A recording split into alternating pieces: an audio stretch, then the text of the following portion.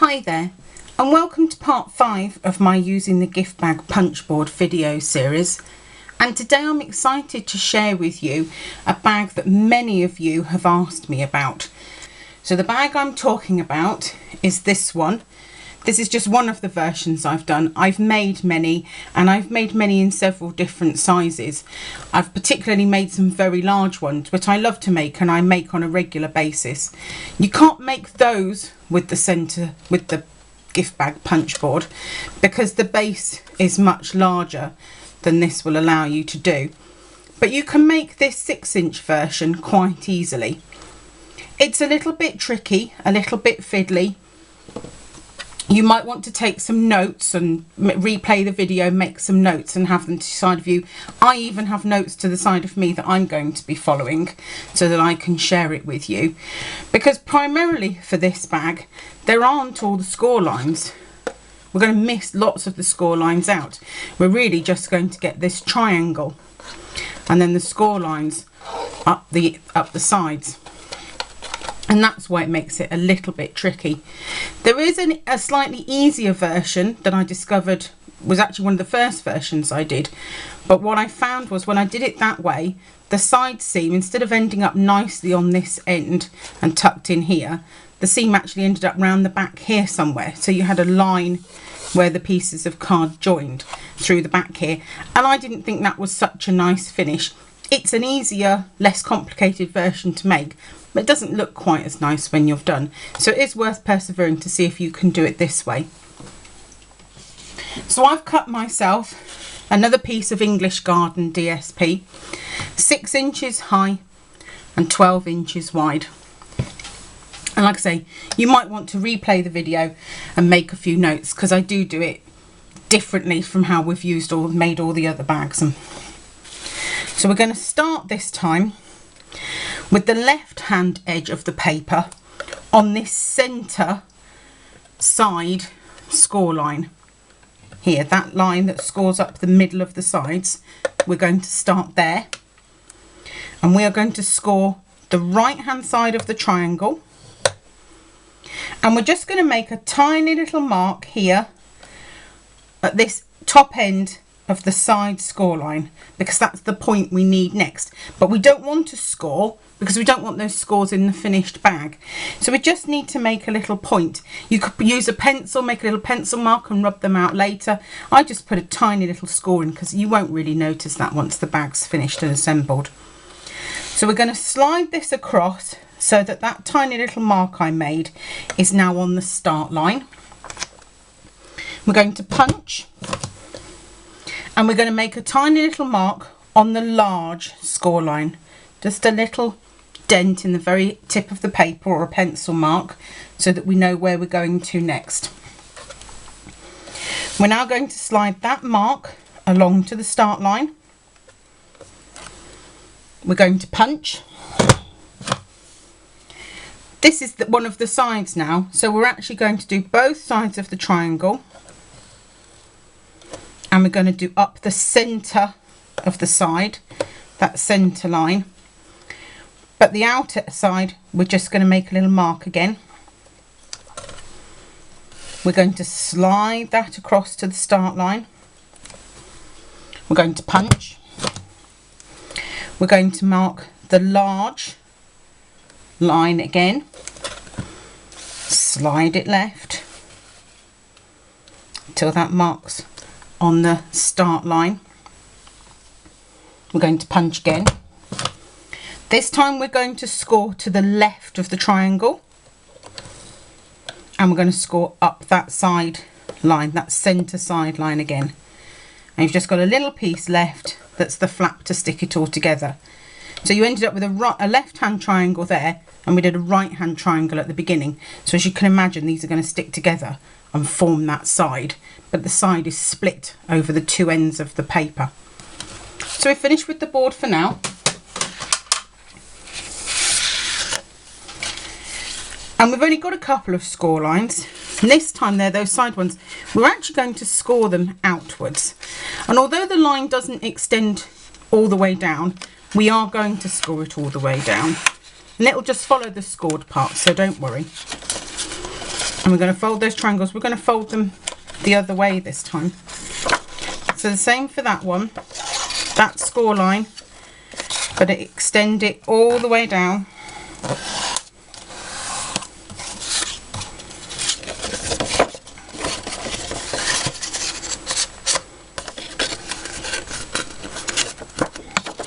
Do the triangles. And of course, I have forgotten again. I'm going to grab my board because the eagle-eyed amongst you will have noticed I forgot to put that horizontal line in. I told you I would. I warned you on day one I would forget it. But it doesn't matter because you can just pop it back in. It's not the end of the world. I've got that in now, so I can fold these over for the base now that I've put that line in. I could restart the video. So where we've got this side flap to stick it all together, we're going to run some tape the full length of that all the way up. There we go.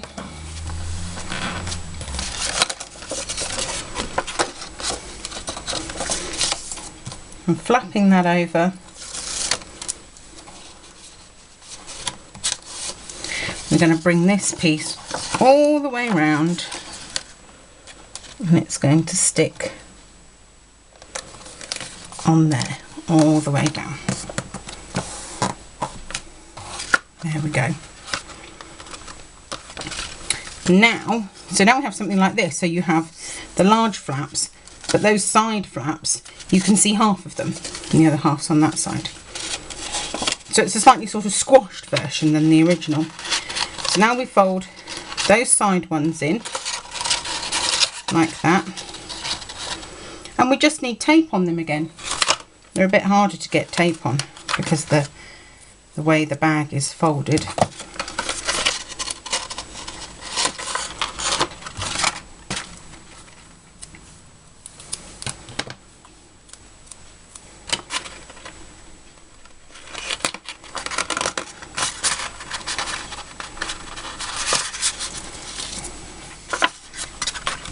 I expect I should be referring to my video several times in order so that I can remember how to make this bag. I'm sure once I get the hang of it, it will even be easier than the way I was originally making it, which wasn't hard. Okay, so fold those side flaps in. Bring the bases down, making sure it's all nice and square. It's nice and wide at the top so I can get my hand in today without any problem. And there we have the basics of our bags with just the side up here. So now I want to go ahead and show you how I've added handles to this bag using ribbon and buttons and twine.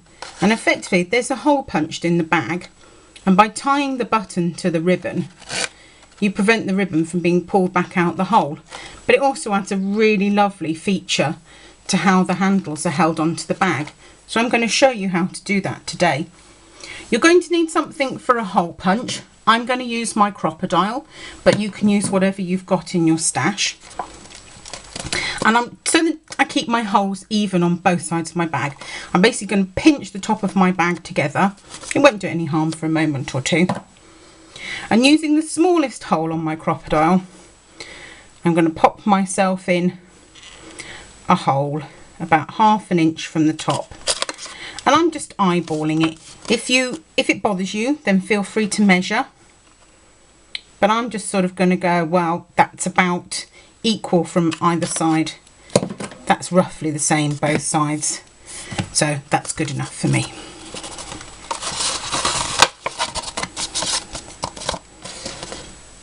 I haven't punched the holes too big because obviously you don't want the button to be able to sneak back out in any way. You're going to need to cut a length of ribbon that's going to be a nice sort of length for your bag, plus a little bit extra because I like to have the ribbon stick out the bottom of the buttons. So I'm going to say that looks about nice. Let's see how long that is for those of you who'd like to know. That's about 30 centimetres of ribbon. And you'll see that I'm cutting the end of my ribbon at an angle, and that is deliberate because it's going to help you to put the ribbon through the hole. because you can then just poke that corner through and pull it through. And I'm going to go ahead and do the same on the other end, although I admit I'm only going to show you one side of the bag on camera, and then I'll do the other side off camera, otherwise this video could get very long and boring. So there we go, I've threaded the ribbon through. You want to make sure that you've got it straight all the way around. You don't want a twisted handle at the end of it, that would be frustrating. And now you're going to need some twine. I'm just using white baker's twine. The coloured baker's twine looks nice though if you've got a plainer bag. I'm just going to leave this on the spool, and basically we're going to thread one end through one hole of the button, back up the other side. Okay, but we want to leave a loop because we're going to feed our ribbon into there. Decide how long a tail you want to leave, and that's probably dictated by how long you want the handle to be as well. So we're going to slip that on there, and then we're going to push it down, and now all we have to do is tie a knot. Now this bit can be a little bit fiddly, don't worry. If you want to tie bows you can, but I think they'll be overwhelming because these buttons aren't very big. But if you're doing a bigger bag, you'd probably use bigger buttons and thicker ribbon, and then bows might look quite cute. So there you go, we've tied the button around the ribbon, and now that prevents the ribbon from being pulled out of the hole. So I'll go ahead and do it on this side so you can see it again. So pop the twine through the holes on the ribbon. Leave yourself a loop at the back to pop the ribbon through, and push the button down, and then just trying to keep the ribbon out of the way, tie a knot. Of course it's looking all fiddly today because I'm doing it on camera. There we go. I'd probably trim that twine a bit shorter actually. You'll probably see it look a lot shorter once the whole bag's complete. But that's how you do those button and ribbon handles on them, which I think looks really nice. And then when you're happy, you might just want to trim these up so that they're the same length, maybe pointing in the same direction.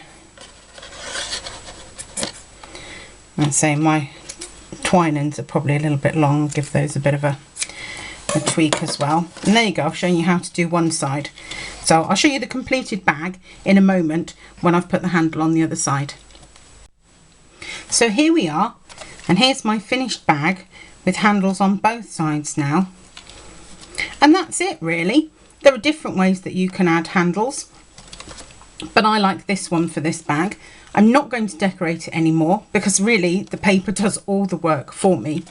This would be cute in sort of beach style paper for teachers' gifts coming up to the summer holidays, where you could tuck a few treats in there for them, because it does look a little bit like a beach tote. But a shopper, and obviously a gift for any time of year. I've done Christmas ones, birthday ones, all sorts. So I hope that this video means a lot to those people who have been asking me and waiting very patiently for this bag tutorial. I hope you like it made with the gift bag punch board. I certainly do. I can't, like I say, I can't do the bigger one with the gift bag punch board, but at some point I will do a tutorial on how to make it larger without the board so that you can have a go at making them bigger. But I hope you like it for today. Check back soon. I've still got loads and loads more ideas to show you using the gift bag punch board. So I hope I see you soon.